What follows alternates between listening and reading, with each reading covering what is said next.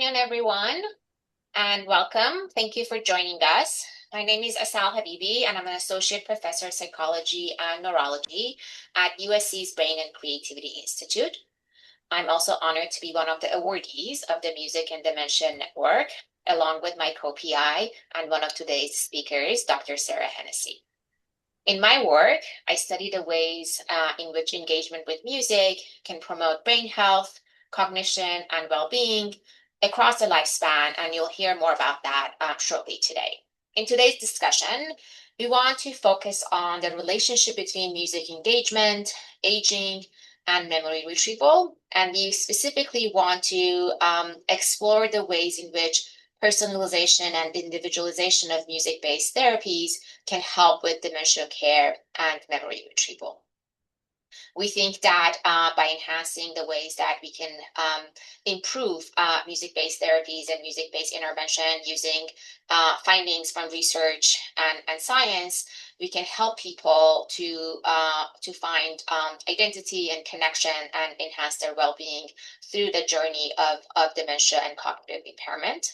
And we are particularly really interested to have a way of finding a connection between clinical practices and research and understand how information from research can help with clinical practice, and also real world stories from clinics can inform researchers to ask better questions.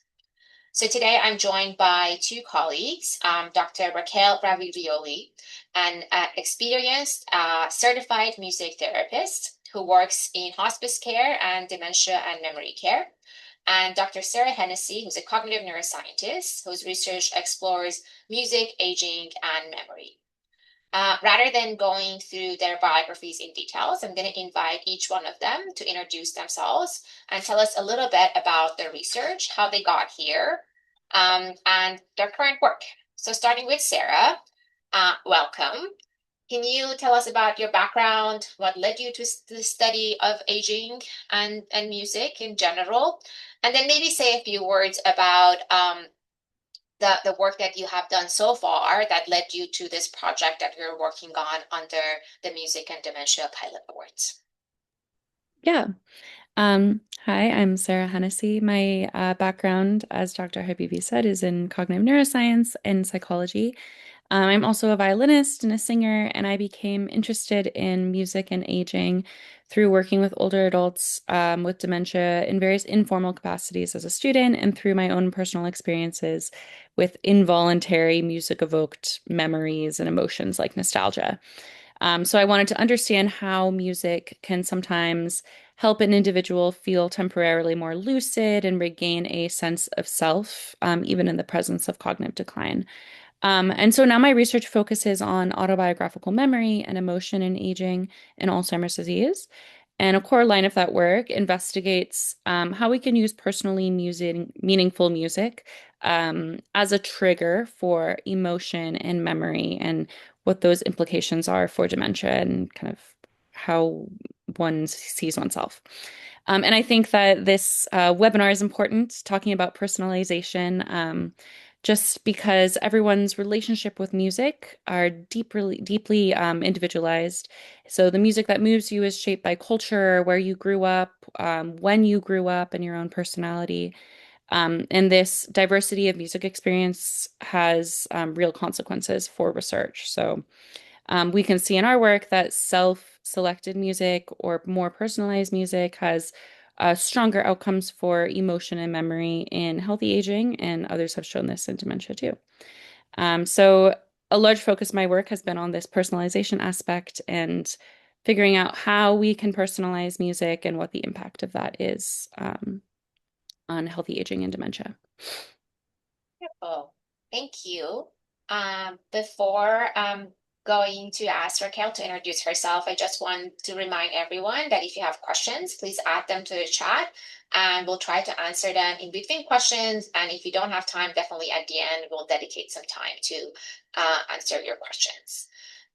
So Raquel, what brought you to music therapy and specifically working with the aging population and memory care? And if you can tell us a little bit from your perspective, you practice this in your everyday work.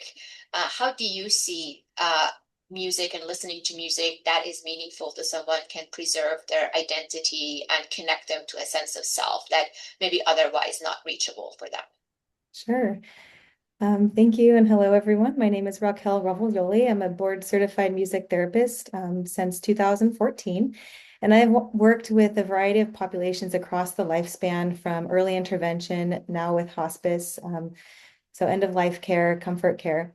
And a lot of my work now is with people who have dementia and mild to severe cognitive impairment. For a long time, I was in education, and so my research focused mainly on supervisory techniques and education techniques to teach students how to become music therapists.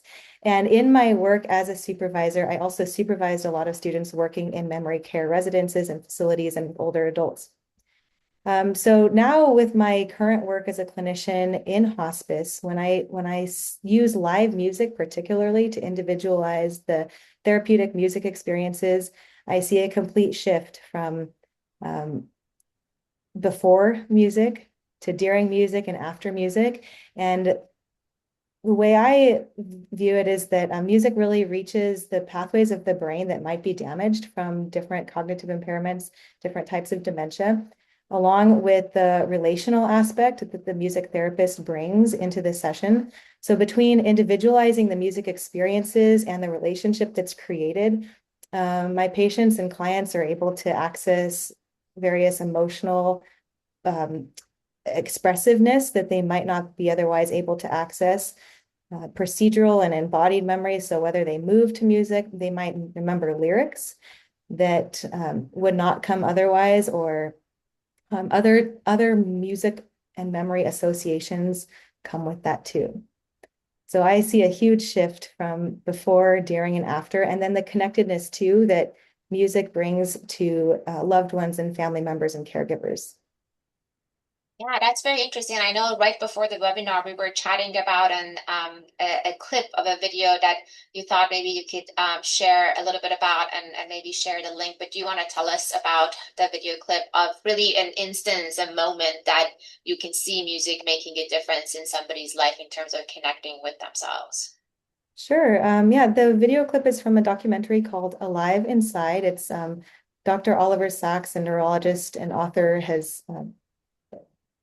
has done this study with iPods and what they think is preferred music for older adults with dementia. And what happens is, as soon as the individual starts listening to a piece of music that he is familiar with, he literally lights up, his eyes open, his head raises, and he is able to answer closed-ended or yes or no questions about musical preferences and brief memories that are triggered. And there's also a lasting effect. So after that music is listened to, the individual is able to have verbal responses for a short amount of time. And that is not with live music. So there is actually effectiveness it's proven to be more effective with live music because of the adaptability and flexibility, in addition to the relationship that the music therapist brings. So I will share that little clip from the documentary Alive Inside in the chat. Thank you. So, Sarah, Raquel just kind of touched on the brain a little bit and brain pathways. So we want to dig a little bit deeper. Can you give us your view from the perspective of neuroscience, the neurocorrelates of music evoke memories? How do you understand this connection? What happens in the brain when you listen to music that is meaningful to you? And I know you've done this work with healthy older adults, and now we were working on this extension with individuals with mild cognitive impairment. But giving us that background, and I understand you're going to share some slides so we can understand brain images and activity better. So I will let you go ahead and do that. Sure, yeah. So we've been studying music evoked memories and music evoked nostalgia in healthy folks, so healthy younger and older adults, for a few years, and are now expanding that into work with MCI, with the Music and Dementia Research Network Award. So I'll share a few findings that we have that I'm particularly excited about. Um,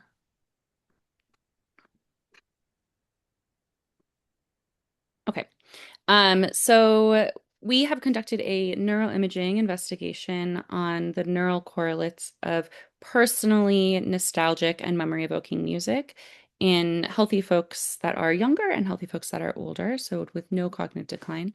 And, I think in the past we have struggled to see consistent neural findings from this phenomenon, I think in part due to how we've selected stimuli.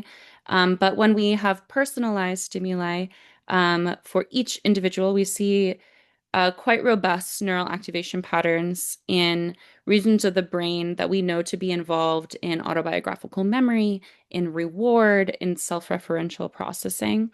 And so these networks, including what we call the default mode network, and then several kind of key reward regions, are heavily implicated in personalized nostalgic music listening, which is what we'd expect if we think that personally nostalgic music is doing what we think it's doing and evoking highly emotional and salient personal memories.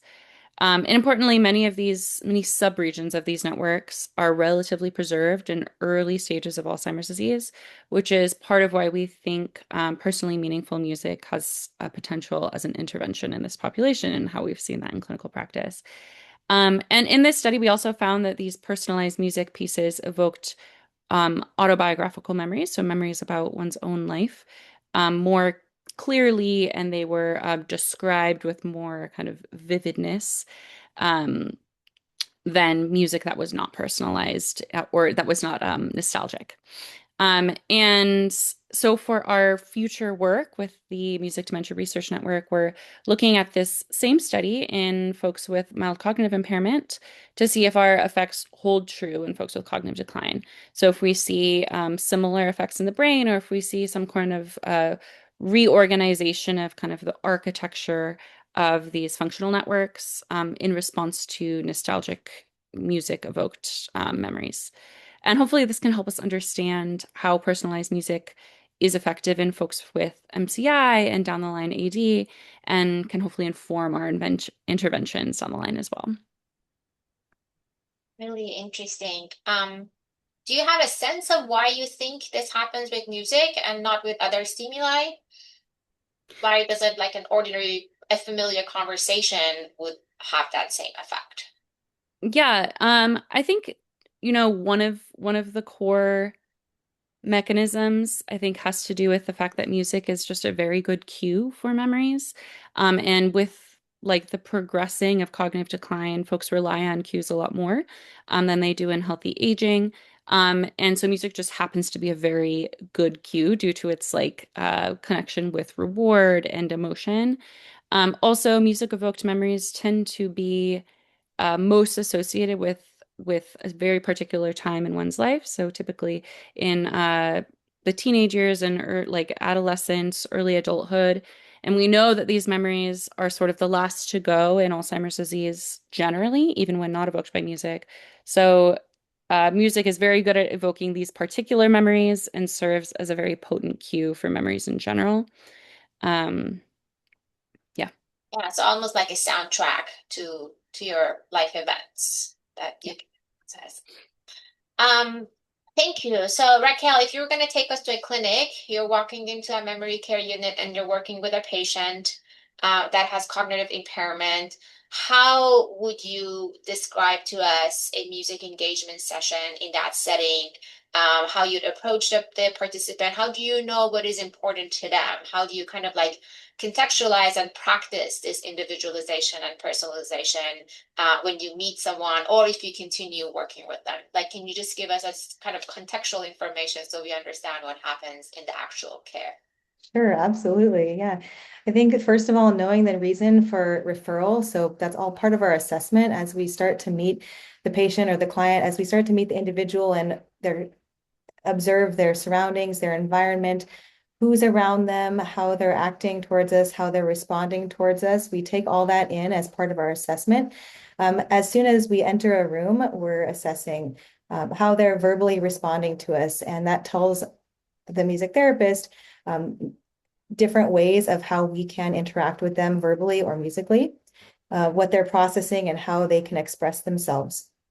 So a session would typically start continuous assessment, of course, but first of all, clear grounding of that this is a music therapy session. I would introduce myself no matter how many times I've met the individual to reconnect them with me as a therapist, and that this is a music therapy session. And maybe start with an opening song to help them transition from whatever they have come from into the music therapy session.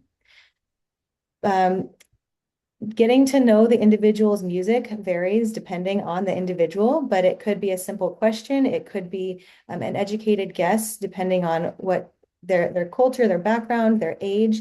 And I might just start with a very familiar older song. One artist that I tend to use a lot these days is Elvis Presley. And I can tell if that individual might know that song or not by their facial, their affect, their response, if they start to sing with me, if they start to move with me. And if possible, I always will ask an individual first their musical preferences if they are able to tell me. Sometimes they're not able to tell me, and I'll make an educated guess. But I always use individualized music preferred by the person who I'm working with. A session can include different levels of activation and participation. It could be active music listening, seen by visible engagement with the person. It could be singing along with me. It could be movement to music. It could be instrument participation. But all the while during the session, I, as the clinician, am attuning to the individual to be flexible, trying to notice their nonverbal cues, redirecting to help support or to re-engage. And it can be a variety of talking, listening, singing, music making, movement. Really, I work as a client-centered music therapist, so I tend to follow the client or the patient's need and the patient's lead whenever possible. I think the social connection and the relational connection that I bring as a music therapist is also very important. Just being very present and adapting to their needs. At times I've seen tearfulness and it's unclear as to why. Even a happy memory can sometimes bring tears, but that's really the responsibility of the music therapist to contain and to carry through, again, the relationship and the music. And towards the end of this session, I will typically do a closing song or some kind of closure to transition the individual back into whatever might come next for them, to regulate their energy, to provide some sort of emotional containment, perhaps to reduce confusion or distress when the session is over.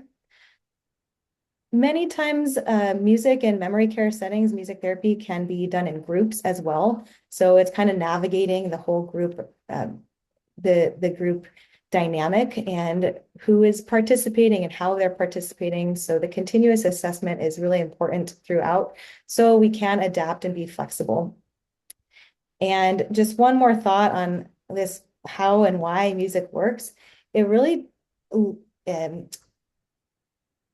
triggers and activates all parts of the brain, the auditory cortex, the motor cortex, and then in addition to the memories and the emotions that individuals are feeling. And each individual has their own experience in a group or individual session, and it can be different every time. So using variety of music, but also enough repetition that they can start to perhaps become familiar with routine of their daily lives. Yeah, that's very interesting. And you just said the word repetition, which made me think of so obviously your time and music therapist times are limited. You can't spend all the time with these individuals. So do you also work with their other caregiver team or generally have thoughts about maybe families who are taking care of a patient with cognitive impairments? Like, are there things they can do at home? Do you work with, well, quote unquote, homework, but something that can continue this routine and music listening or can and I know this is a clinical practice, so we don't want to just let people decide what to do on their own, but what kind of a relationship you have with their caregivers, and you hope that this becomes more of a routine and repetition in these individuals' lives? Sure, absolutely. I think music therapists tend to say we don't own music. Music is everybody's to enjoy and to use in an effective way. So if definitely preferred music and using it in intentional ways, perhaps uh, to calm before bedtime. I know with dementia, the sundowning process or the agitation in the evening might be a problem. And to use music to help calm, to help relax for transitions, meal times or getting ready, just to make it intentional and not just background music, because silence is important too. The break that we get from listening makes our purposeful listening experiences more intentional. And have people like maybe talk with you, like, what if I do this wrong? What is a common mistake? Can you actually play music that makes somebody more agitated? Have you had instances like this that you had to work through? Sure, absolutely. And I think that's why it's important that everything is intentional. Um, one day a song might be great for somebody, and the next day it might trigger a different memory or a different emotion. And just like the rest of us experience different emotions listening to the same piece of music sometimes. And when one is not able to regulate that, it's important to be able to be there to help support and change the music or talk through it or just understand emotions. Validation, I think, is also key. I've had many times where a patient or client has asked me to sing a song that I've already done in that session. And that's okay. Maybe they want to hear that song again. Maybe they didn't remember that I sang it, but if they're wanting that and that's what they're needing in the moment, I tend to validate before disregarding. So I think just being present and aware of the responses that are um, that the individual is giving from the music listening experience is important. So just having an interactive relationship and Yes. kind of in holding them in the space of their individuality.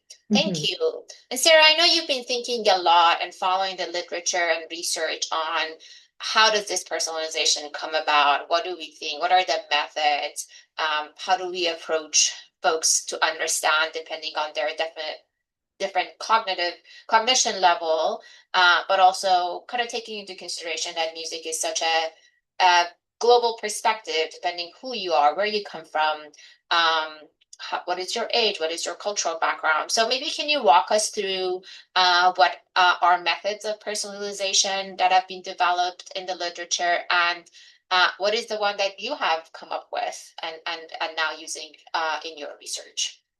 Yeah.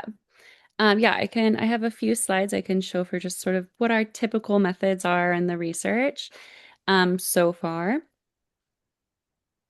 So I would say like the first major approach in cognitive neuroscience work, at least, has been really to capitalize upon this well-established memory phenomenon called the reminiscence bump. So this is a pattern of memory across the lifespan where we see overall a disproportionate recall of memories from between ages 10 and 30, more so than other decades. And we think this is just because this is a period of, brain development, self-defining experiences, novel experiences, et cetera, which kind of enhance memory coding.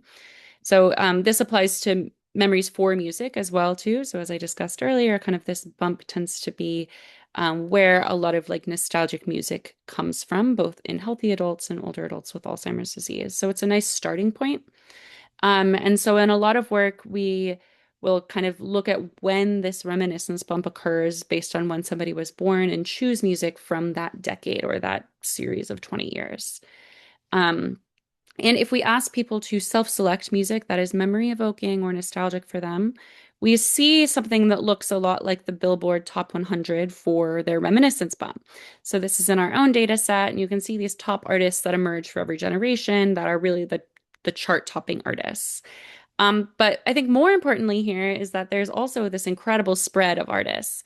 So while we do have these top artists, you can also see like all of the tiny font is all of these other artists that are only represented by 1 to 2 people. Um, and if we kind of look at the proportions of the top artists versus all the other artists, we see that really the top artists are making up a very small proportion relative to the rest of the musical artists that are represented in this data set. And in fact, most artists that are selected are only selected one time by one participant. So I think the point here is that while this reminiscence bump can tell us when to look sometimes, it doesn't tell us what to select. And these decade-based playlists can capture the center of that distribution, but miss everything around it, which is its primary limitation. And then in contrast, a lot of work has used more individualized interview methods, seemingly a little bit more similar to what Raquel is talking about in her clinical practice. And so one of these approaches utilizes an assessment of personal music preference. And the core of this protocol essentially is speaking with a participant or a patient about, what their own music preferences are. And there's also a family or a caregiver version of this assessment. So we can get like multiple perspectives, particularly for individuals later in stages of dementia when kind of verbal communication can sometimes be degraded. And the strengths of this approach are, of course, that it's much more individualized than these decade-based approaches and can capture cultural context, biological context, all these other things that just the center of a reminiscence bump might not be able to. But it's difficult to scale. It requires a lot of time investment on the researcher, on caregivers, on patients, and also requires sort of knowledge from either the patient or a caregiver or loved one. And so I think there are kind of brings us to like a few challenges in personalization and research. So the reminiscence bump is a challenge because it lacks precision in many cases. Um, and then the interview methods can sometimes lack their scalability.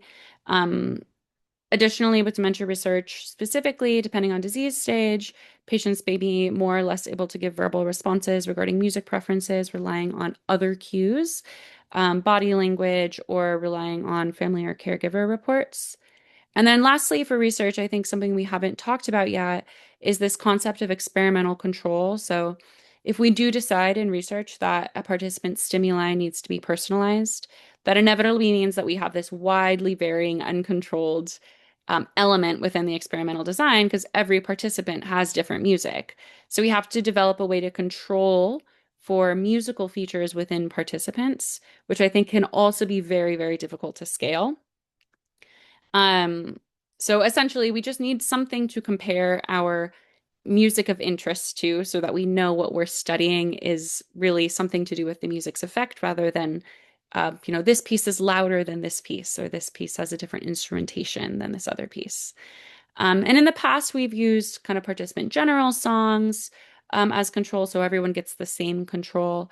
But this presents issues because we know that musical preferences differ a lot across individuals. And so our controlled music really needs to be matched to our experimental music based on musical features. So we can isolate the effect that we're interested in. So we're not confounding it with things like tempo or valence or key. Um, so in our lab, we developed a way to scale this issue of experimental control um, that I think is relevant not just for experimental control, but the tool also happens to be a highly customizable like music recommendation tool at the end of the day. So can be used by many folks across research and just for music interest.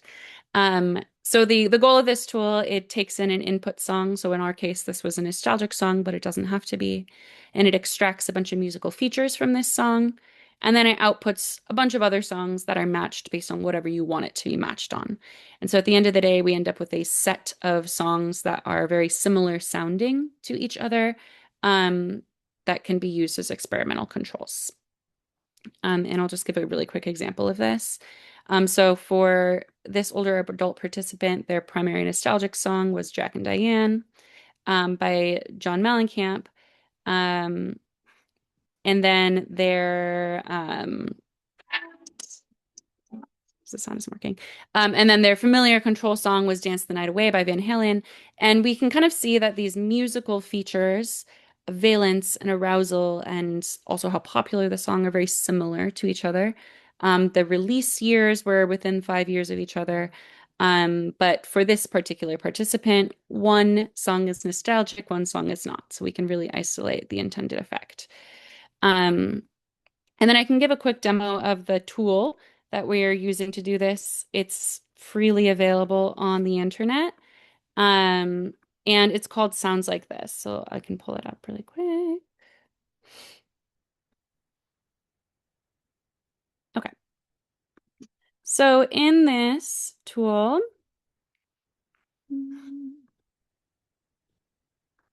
it's called soundslikethis.us. And it's hopefully user-friendly for folks, and you can click this Match My Songs button and either log into your own Spotify account or use a public account. And then you can enter a song manually or using a spreadsheet if you're doing this at like a larger scale. So we'll just do manually. And then you enter whatever song you want to match for. So if I want a song, The Way You Look Tonight by Frank Sinatra, it'll pull up that song. We confirm that this is the song we want. So this, for example, is a song that somebody is saying it's nostalgic to them. And you can add multiple, but we'll just choose this one.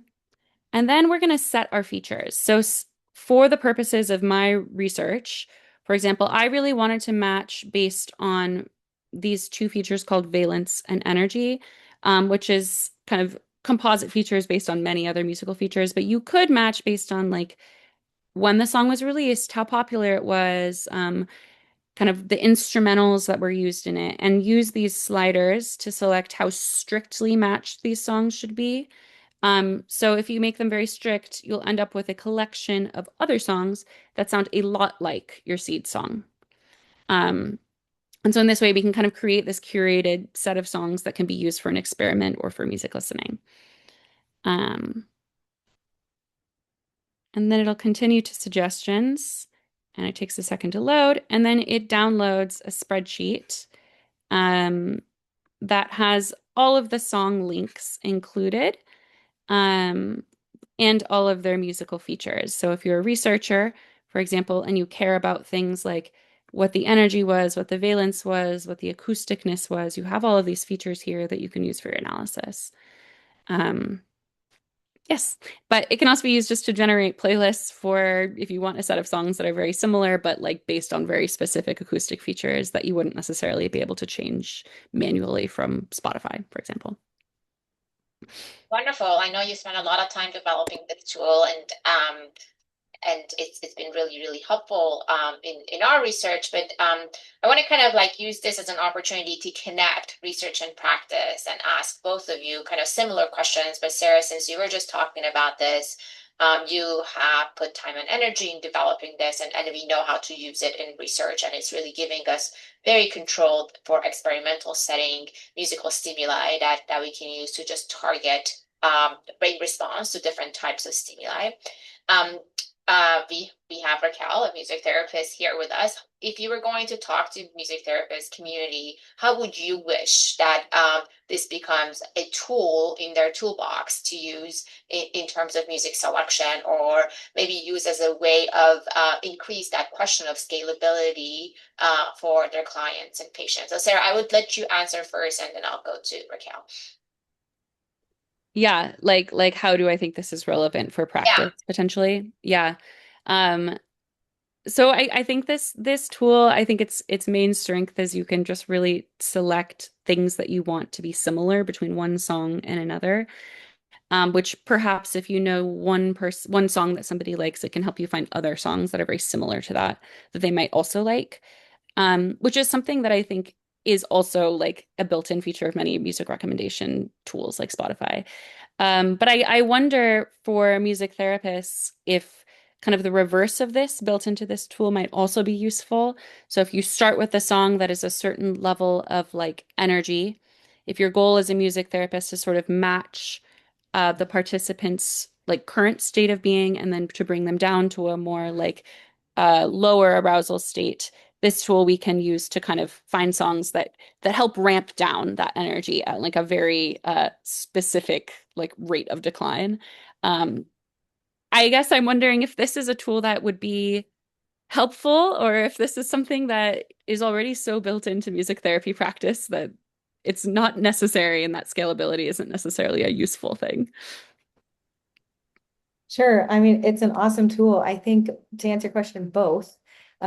We are supposed to be able to do that as humans, as live musicians. But a lot of the times, if we are working with somebody with severe cognitive impairment, they're not able to tell us their musical preferences. So if we can start somewhere with something that's familiar to them, we might be able um, to learn more selections that might have bigger moments of nostalgia for them. Um, Sometimes I feel like I should be a human jukebox because I'm asked all the time to play this song or that song. I just don't know all the songs. And so this might be very helpful if we do need to use recorded music in a session. I think this could also be very helpful for caregivers and family members to use intentional music. What you're talking about, bringing if they're in an energetic state, a lively state, an anxious state, and bringing them to a more calm state, which is the ISO principle. We're taught in music therapy to do live, but if an individual is home and a caregiver needs to bring them to a calmer state, meet them where they are, and then bring them down, or vice versa. Maybe it's time to get up and get ready for the day, and they need to take a shower and have breakfast and go on a walk. They can use these familiar sounds and familiar valence levels to shift somebody's mood or somebody's energy level. It's really nice to hear. And maybe I can ask you or kind of that same question of like, if you wish the scientific community, especially like the researchers in this field, like what is a question that as a music therapist that you think about? Like you obviously have experience to directly get feedback and witness these experiences with clients and patients, and maybe kind of like even that moment of being awake and connect themselves. And is there something that like comes to your mind that you think about during that session that is like, I really want to know how this works, or what is the brain mechanism behind this, or just kind of like I'm really trying because I feel like there is a silo still between the research community and you also kind of like have a foot in both worlds. But of what we care, what not necessarily care, what we try to answer, but how that really applies to the real world practice of music therapy. So I know I asked like three questions in one question, but your thoughts on that? Well, the first thing that comes to mind is that the work you're doing is so wonderful and needed in the music therapy community. You have the tools and the musical background to understand what is needed from the neuroscience perspective. And think one of the main ways this can help the music therapy community is advocating for music therapy services in dementia care across the board. We need the research to continue to validate that our field works because we are an evidence-based field. But the research you're doing with the brain science is we need to know how to use that language in order to advocate for ourselves that this does work. We can see it works as clinicians. We have the basic evidence out there, but to see that it is continuing to work and that we're progressing in the neuroscience, I think that's key. So what you're doing with being able to give us simple enough language to help caregivers and help other health professionals understand what music can do for individuals who have dementia, and also to support caregivers in using music, I think is an important part of the music therapy clinical world as well. Great. And Sarah, so I know that you've developed this tool for the healthy older adults, and now you're looking at mild cognitive impairment. And kind of our assumption is that next you want to kind of expand this to dementia care. How do you see the future of this work? How do you wish this is implemented? If you had a kind of a way of being able to provide this as something to all music therapists or dementia care unit. What are the improvements you see that it needs to be done? Do you see differences between even the cohort that you're working with right now with MCI versus healthy older adults? And then eventually one step further, obviously with dementia, things would be more complex and needing of more detail. So in the context of development of this, how do you see it goes to the next step? to become from science to clinical practice. Yeah, yeah. I think even just thinking about like selecting our musical stimuli to begin with, like we are seeing, of course, differences between our MCI cohort and our healthy older adults, just in terms of how easy it is for people to kind of on the spot think of songs that they know are nostalgic for them, for example. It often takes a little bit longer. It takes a little bit more of kind of exploring what music people like first, and kind of going to their music library, either digitally or physically, and just taking a little bit more digging. And I, assume that when we get beyond MCI into Alzheimer's disease or like later stages, that process of initial music selection is going to be much more involved and likely will require much more collaboration with music therapists and family members, caregivers. And so I think having these conversations now is super important. Um, and I think this sort of tool that we're using can still be useful at that stage in trying to find like control music that we'll use to make the experiment as scientifically sound as we can. But really, I see the challenge in this initial selection and making sure that we're doing that in a way that is as valid as possible. Wonderful. And I see some questions on the chat. I'm going to ask one final question from both of our speakers and then move on to the questions to the chat. I think one of the things that I often encounter when I talk about this work is obviously dementia is a complex disease and we as kind of a scientific community is advancing in therapeutics.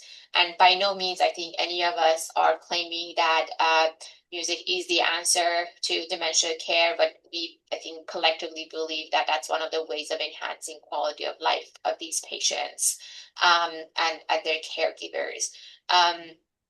So if you, I mean, I'm curious, how would you answer this question of like, why the scientific community, why resources that can be used to maybe find actual therapeutics for kind of slowing dementia, Alzheimer's disease? Why do we invest? Why should we invest as society in providing music-based interventions and therapies to these patients?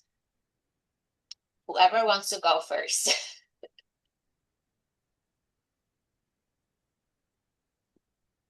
Yeah, I mean, I think that music-based interventions have a lot of wonderful advantages as like supplements to standard care, particularly for dementia. Like I think music is a very human experience, and it's accessible. Recorded music is accessible in particular. Like if folks have access to a wonderful musical therapist like Raquel, then working with kind of more interactive music experiences. Um, Music also has less side effects than a lot of pharmacological treatments, not to say none.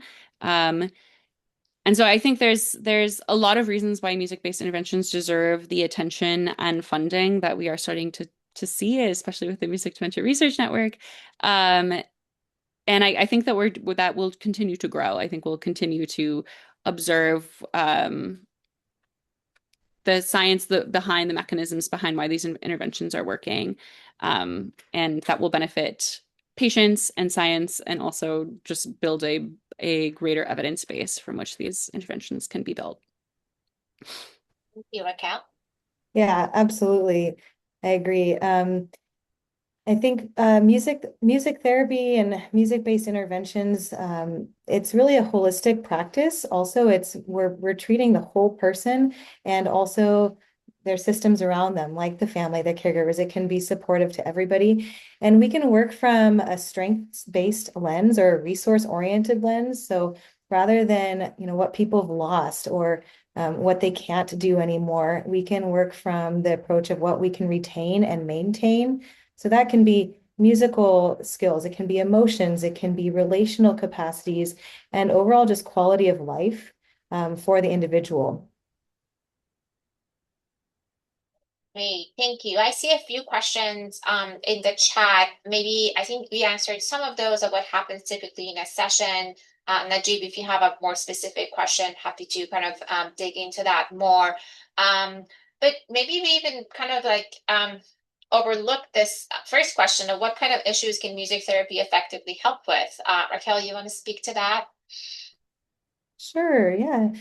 So in our assessment process, it can be even in the moment, but we're looking for what types of goals we can address as music therapists through the use of music and our relationships that we build. So it could be emotional regulation and expression, like reducing anxiety or agitation, supporting a calm and a comfortable environment, or providing just an outlet for emotional expression, grief, joy can be used to maintain a sense of identity, a sense of self, to maintain connectedness and that relational capacity that we discussed.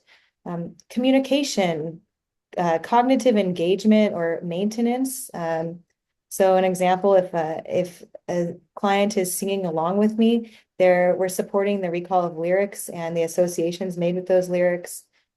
Music can also be very reality orienting. So if somebody with severe dementia is not able to remember a loved one's name or what time of day or where they are living, they can be oriented in reality just by being a part of the music presence that's occurring in the moment.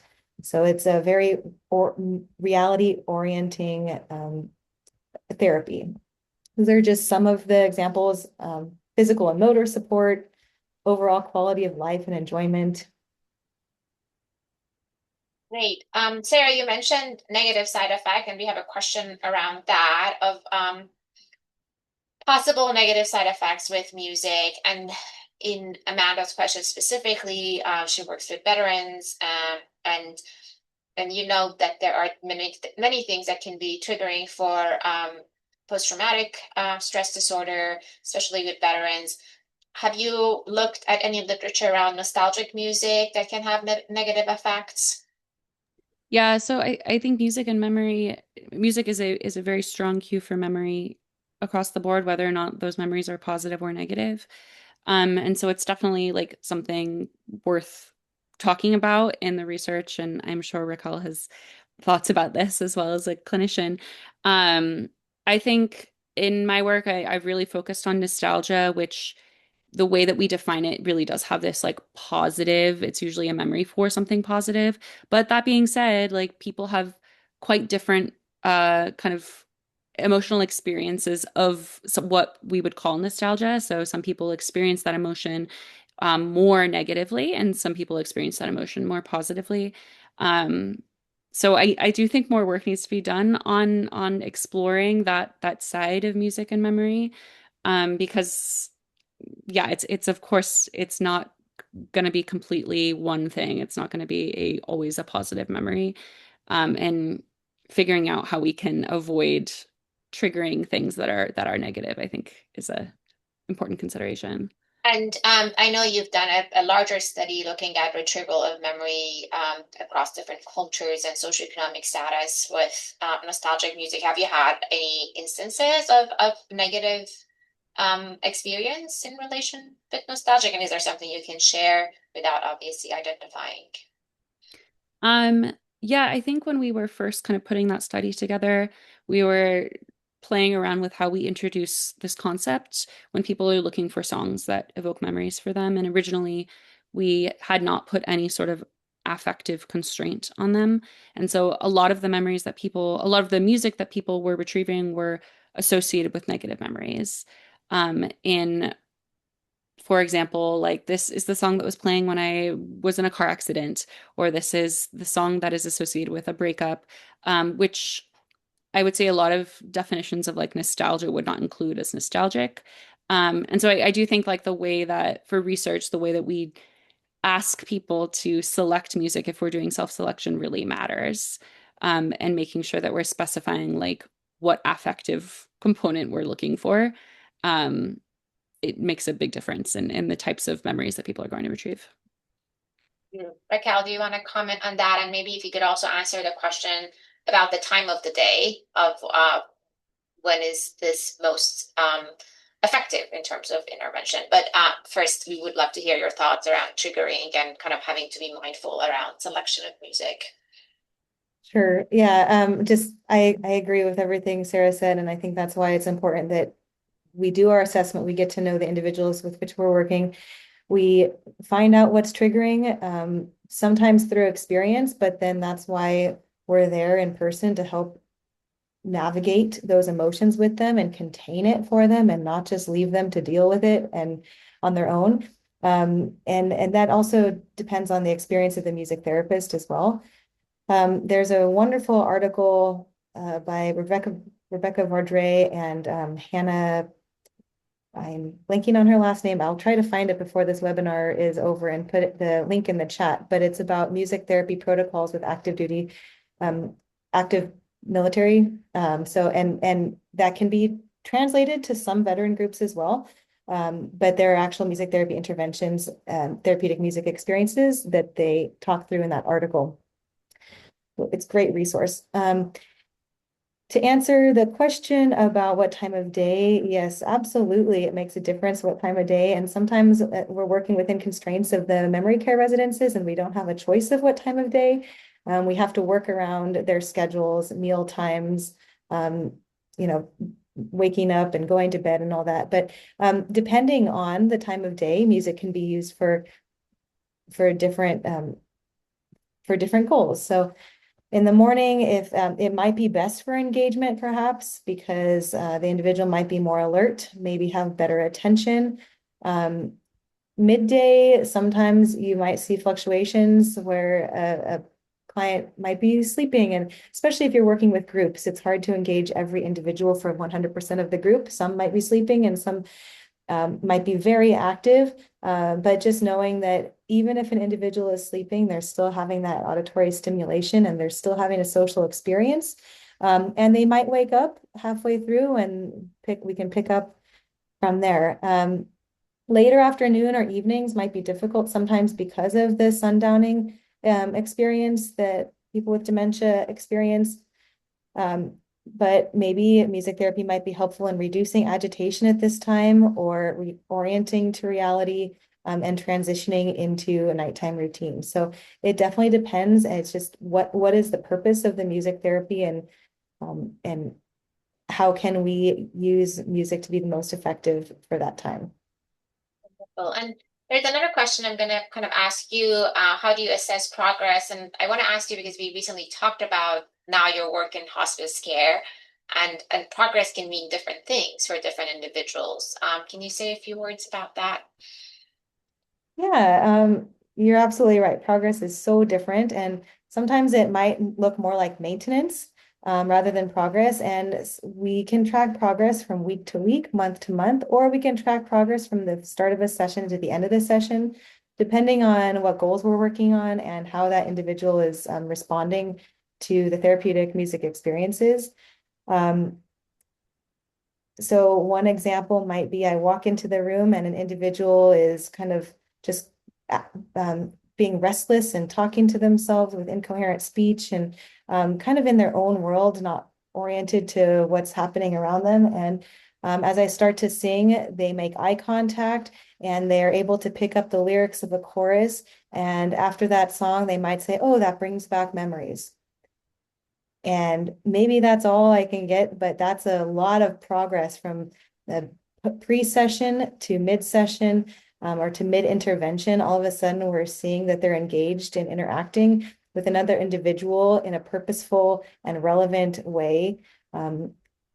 If family members are involved, this is another great way of connecting and relating when a conversation might be not able to be had, a typical conversation. So that's one example of a short little progress. But if we're trying to maintain motor movement, for instance, we might use a similar intervention or therapeutic music experience each week to continue to maintain that muscle strength that they have, using music as kind of that tool to engage and motivate and move to the beat.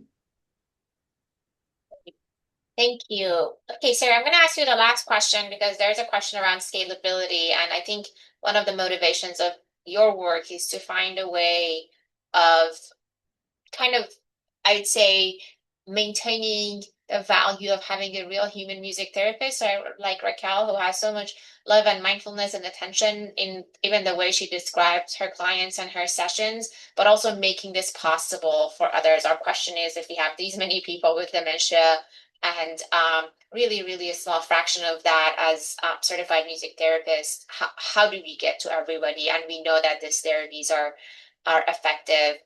So yeah, just sharing your thoughts around maybe your motivation of doing this work for scalability. And again, I'm going to emphasize not replacing music therapists, but adding a tool to this toolbox. Yeah, I think I see kind of like two things here. The first is, if as our evidence base grows supporting these interventions, like the likelihood of reimbursement by insurance is higher, and then, the availability of music therapists across the board will increase, and that will help that issue, while having our wonderful musical therapist. But beyond that, yeah, I think this is the motivation for a lot of these sort of like music health tech uh, like technology companies that have been popping up in the past kind of 5 to 10 years, um, where we're thinking about like how can we deliver recorded music in a more personalized way as an intervention that is more self-directed, um, which I do think is like a larger conversation for how this fits into kind of the evidence base for music therapy and how is this supplementing that work or not. Um, so hopefully, like we can develop these tools to be alongside music therapy and based in evidence that are more scalable.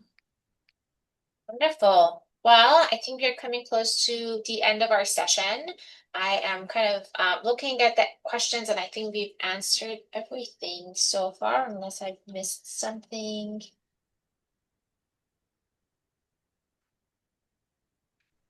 Huh. So I wanted to, there are resources that are shared on the chat. Thank you, Raquel, for putting that paper and obviously the Research on Music and Dementia Network for supporting this webinar, also for supporting this research, as both of our guests said today, really finding a way of accumulating evidence for this work and then bringing that evidence to clinical practice is is what the network is hoping to do, and really connecting researchers and practitioners to communicate and interact. So I want to thank everybody who participated today. I want to thank the two of you. I'm so grateful for the work that you both are doing, and to many more of conversations like this. And thank you, Julian, for all the logistical help for putting this together. Thanks, everyone. Have a good afternoon. Bye. Bye.